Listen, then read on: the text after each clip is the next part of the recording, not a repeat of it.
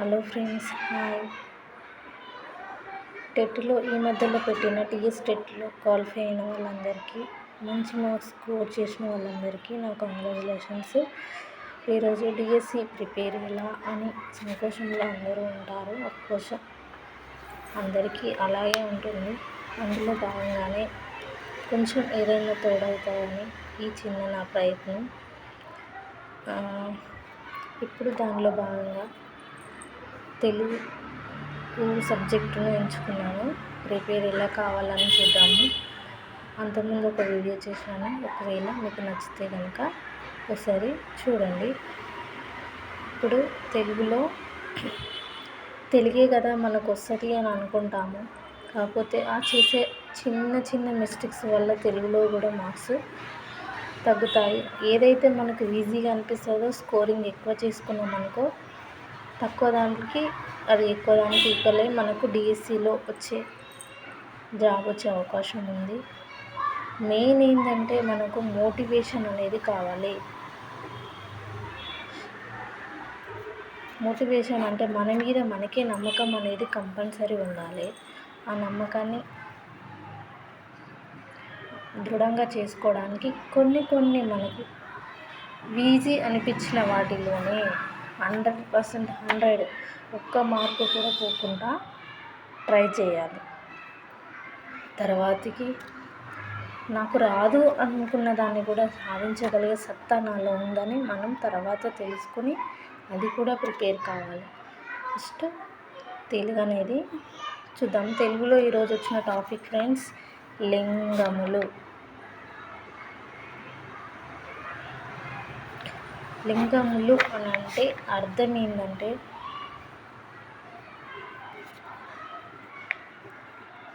అర్థం చిహ్నం ఫ్రెండ్స్. చిహ్నం అంటే గుర్తు, సింబల్. గుర్తు అంటే అది ఏ గుర్తు? స్త్రీలింగమా, స్త్రీనా, లేదా పురుష, అటు ఇటు కాకుండా నపుంసకలింగమా?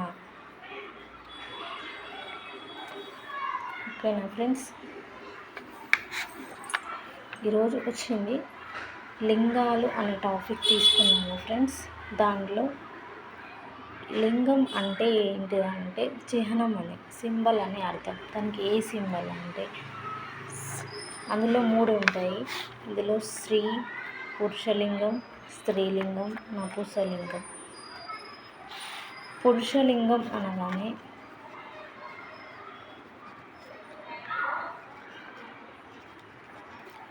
పురుషుల అంటే పురుషులను, వారి యొక్క విశేషాలను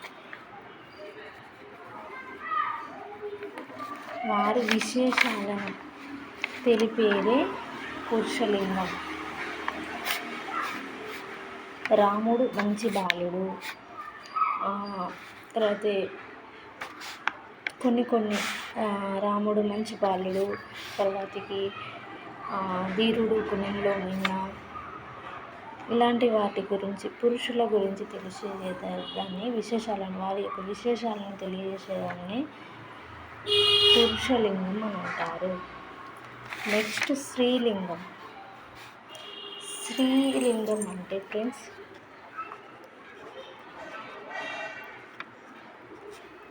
స్త్రీల యొక్క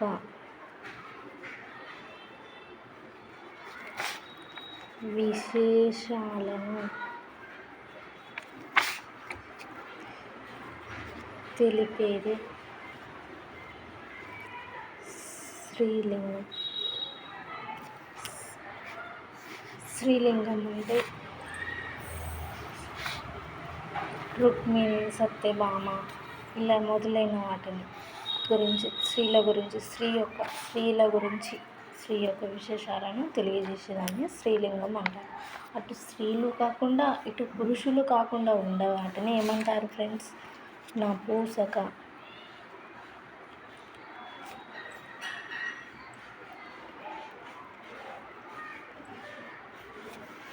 నపుంసకలింగం ఫ్రెండ్స్. అటు స్త్రీలు కాకుండా ఇటు పురుషులు కాకుండా, రెండూ కాకుండా, స్త్రీలు కారు పురుషులు కారు, రెండు కాకుండా ఉండేదాన్ని నపుంసకలింగం అని అంటారు ఫ్రెండ్స్. దీనికి ఉదాహరణ అనేది ఇప్పుడు మీకు కొంచెం ఉదాహరణ రూపంలో తెలియజేస్తాను ఫ్రెండ్స్. దీనికి వచ్చేసి పురుషులకైతే మామూలుగా ఎగ్జాంపుల్ చెప్తున్నా ఫ్రెండ్స్. పురుషులకి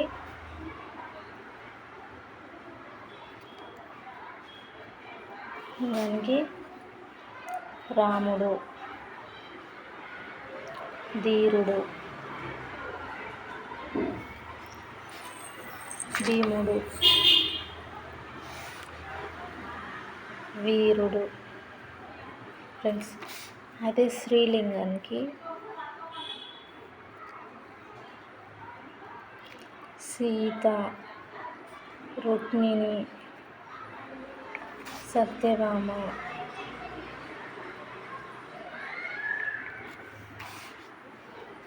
ఇలా వస్తాయి ఫ్రెండ్స్. ఇవి ఎగ్జాంపుల్ ఫ్రెండ్స్. మామూలుగా ఇవే వస్తాయని చెప్పట్లేదు. దీన్ని కొంచెం మనమైతే ఏమంటారు, దీన్ని లింగాలు అంటే మనకు కొంచెం అనేది ఐడియా ఉంటే దాని ప్రకారం ఓహో లింగాలు అంటే అవి 3 ఉంటాయి, అందులో 3 ఉంటాయి.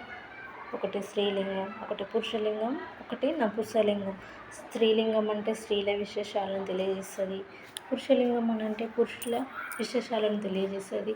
స్త్రీలింగం పురుషలింగం కాకుండా విశేషాలను తెలియజేసే దానిని నపుంసకలింగం అంటారని మనకు కొంచెం అనేది ఐడియా వస్తే అందులో వచ్చే ఒక చిన్న బిట్ అయినా, ఒక క్వశ్చన్ అయినా సరే, ఒక్క మార్క్ అయినా సరే అది మనకి ఎంత ఇంపార్టెంటో, టెట్లో మార్క్స్ వచ్చిన ఒక్క మార్కు తోటి క్వాలిఫై కాకుండా వెళ్ళిన వాళ్ళకి చాలా అర్థమవుతుంది ఫ్రెండ్స్. అందుకే అని ఈ వీడియో మీకు చేస్తున్నాను. అందులో దీని గురించి ఒక్క మార్కు క్వశ్చన్ వచ్చిన వచ్చే డిఎస్సి ఎగ్జామ్లో ప్రతి ఒక్క మార్కు మనకి ఇంపార్టెంటే కాబట్టి ప్రతి దాన్ని క్షుణ్ణంగా చదవడం చాలా ఇంపార్టెంట్. మనకున్న తక్కువ టైంలో ఎక్కువ చదవాలంటే ఉన్న షార్ట్కట్ మెథడ్ ఇదే ఫ్రెండ్స్. ఓన్లీ లింగాలు అనగానే గుర్తుపెట్టుకునే టాట్ ఏంటి ఫ్రెండ్స్? 3.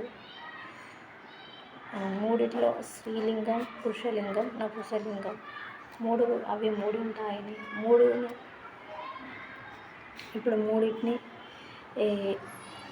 పురుషుల గురించి చెప్పేదాన్ని పురుషలింగం అని, స్త్రీల గురించి చెప్పేదాన్ని స్త్రీలింగం అని, అదేవిధంగా పురుషుల గురించి కాకుండా స్త్రీల గురించి కాకుండా తెలియజేసేదాన్ని నపుంసకలింగం అని అంటారు ఫ్రెండ్స్.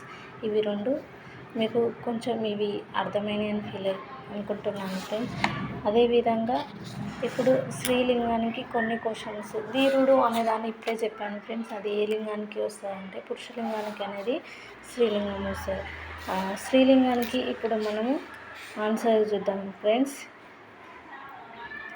ఇప్పుడు పర్వతము ఉంది ఫ్రెండ్స్, అది ఏది అవుతుంది? ఇప్పుడు కొన్ని ఉంటాయి ఫ్రెండ్స్, మీకు అర్థమయ్యేటట్టు చెప్తాను. ఉదాహరణకు నపుంసకలింగానికి జ్ఞానం అనేది ప్రతి పురుషుల్లో ఉంటుంది, స్త్రీలలో ఉంటుంది కాబట్టి అది నపుంసకలింగం అని వస్తుంది ఫ్రెండ్స్. పేరు, మనసు, తీయని మొదలైన పదాలు ఫ్రెండ్స్. స్నేహితుడు అని ఉంది ఫ్రెండ్స్, అది ఏదైతే అంటే పురుషార్థక బోధక శబ్దమైనను అది నపుంసకలింగము. సరే గుర్తుపెట్టుకోండి ఫ్రెండ్స్, కొంచెం ఇంపార్టెంట్ ఇది.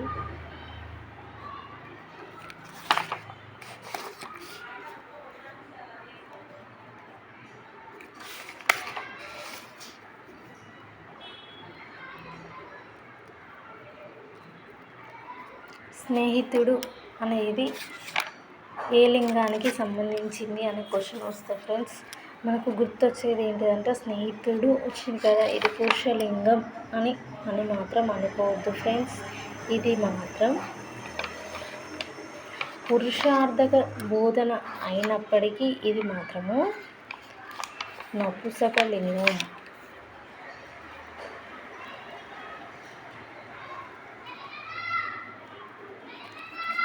ఇది ఇంపార్టెంట్ ఫ్రెండ్స్. నాకున్న దాంట్లో ఇప్పుడు వచ్చిన నేను సెర్చ్ చేసిన దాంట్లో ఇదొకటి. ఇంకొకటి అలాంటి క్వశ్చన్స్ ఎక్కువ అడుగుతాడు ఫ్రెండ్స్. ధార అనేది స్త్రీ అర్ధక బోధమైనను ఇది నపుంసకలింగం. ఇది కూడా ఫ్రెండ్స్ దార. ఇది కూడా నపుంసకలింగం ఫ్రెండ్స్. ఇదేమో పురుషార్థక శబ్దమైనను నపుంసకలింగం. దార అనేది స్త్రీయార్థక బోధ అయినను నపుంసకలింగం. ఇంకొకటి పర్వతం ఫ్రెండ్స్. పర్వతం అనేది స్త్రీలింగం కాదు, పురుషలింగం కాదు, నపుంసకలింగం. కానీ ఇది శబ్ద మర్యాదను బట్టి ఏమవుతుంది ఫ్రెండ్స్, పర్వతము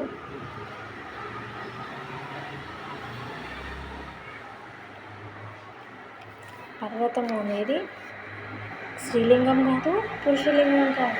కానీ దాని యొక్క శబ్ద దాన్ని బట్టి అది ఏమవుతుందంటే పురుషలింగం.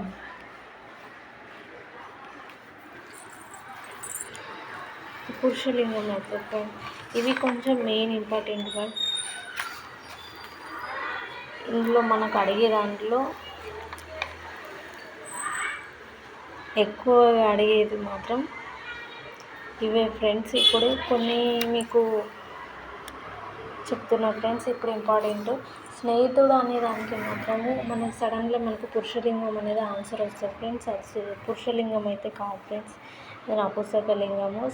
దార అనేది స్త్రీలింగం అయినప్పటికీ బోధనలో కానీ శబ్దాలలో తేడా అనేది నపుంసకలింగానికి వస్తుంది. పర్వతము అనేది వస్తుంది. పర్వతము అనేది నపుంసకలింగము, కాకపోతే అది శబ్ద ధ్వనిని బట్టి అది పురుషలింగం అనేది అవుతుంది ఫ్రెండ్స్. ఇప్పుడు చెప్పిన టాపిక్ మీకు ఒకసారి మళ్ళీ రిపీట్ చేస్తున్నాను. ఈరోజు తీసుకున్న టాపిక్ లింగాలు. లింగం అంటే చిహ్నం అని లేదా గుర్తు అని అర్థం. ఆ గుర్తులు ఏంటంటే 3. ఒకటి స్త్రీలింగం, పురుషలింగం, నపుంసకలింగం. స్త్రీల యొక్క విశేషాలను తెలియజేసేదాన్ని స్త్రీలింగం అని, పురుషుల విశేషాలను తెలియజేసేదాన్ని పురుషలింగం అని అంటారు. 2 కాకుండా ఉండేదానినే, స్త్రీ కాకుండా పురుష కాకుండా ఉండేదానిని నపుంసకలింగం అని అంటారు. నపుంసకలింగానికి ఉదాహరణ ఏంటి ఫ్రెండ్స్? స్నేహితుడు అండ్ దార. స్నేహితుడు, దార వచ్చినప్పుడు మాత్రము ఇది నపుంసకలింగం అని గుర్తుపెట్టుకోవాలి ఫ్రెండ్స్. ప్రతి చిన్న మనకు వచ్చిన ఆన్సర్లు కూడా ఎగ్జామ్ రాసే టైంలో కన్ఫ్యూజన్లో ఒకటికి బదులు ఒకటి పెడతాము. ఫస్ట్ ఆఫ్ ఆల్ అన్నీ చదవండి ఫ్రెండ్స్. చదివినాక మీకు కొంచెం కూల్గా చూసి ఆన్సర్స్ పెట్టుకోండి. చేసే చిన్న మిస్టేక్స్ కూడా మనకి వచ్చే అరుదైన అవకాశాన్ని, ప్రతి ఒక్కరి డ్రీమ్ ఉంటుంది ఫ్రెండ్స్, డిఎస్సిలో జాబ్ అనేది రావాలని. అఫ్కోర్స్ నాకు కూడా అలాగనే ఉంటుంది. ఇదైతే మీకు అర్థమైందని అనుకుంటాను. ఇప్పుడు కొన్ని ఉదాహరణలు చూద్దాం ఫ్రెండ్స్. ధీరుడు అన్నది ఏ లింగానికి సంబంధించింది? ఇప్పుడే చెప్పాను కదా ఫ్రెండ్స్, ధీరుడు అనేది పురుషలింగానికి సంబంధించింది. నెక్స్ట్ జ్ఞానం, దివ్యం, మంచి మొదలగు పదాలు ఏ లింగానికి సంబంధించినవి? జ్ఞానం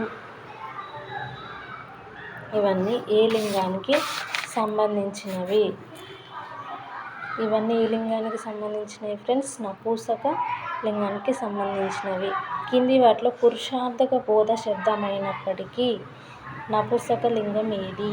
ఇప్పుడే చెప్పాను కదా ఫ్రెండ్స్, నపుంసకలింగం అనేది స్నేహితుడు.